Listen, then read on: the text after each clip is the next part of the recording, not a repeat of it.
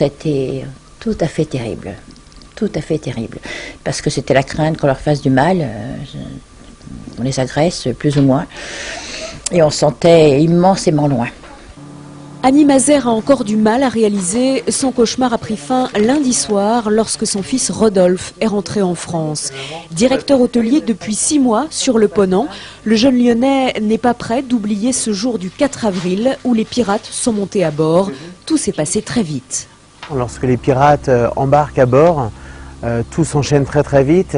On est très vite en contact avec eux, avec les armes, la vision des armes.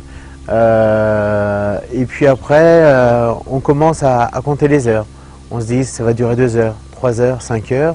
Et puis on passe une première nuit, on passe une deuxième nuit. Et puis 7 jours passent comme ça dans l'attente. Heureusement, pendant ces 7 jours de captivité, tout s'est bien passé. Les otages ont été bien traités, mais la peur était omniprésente. Je pense que la peur est toujours présente. Parce qu'il y a des armes, il y a des personnes qui sont juste en face de nous, avec des armes automatiques, avec parfois des armes très très puissantes. Donc il y a une peur, on ne comprend pas ce qu'ils disent, donc ils ne parlent pas en anglais, ils parlent dans leur dialecte.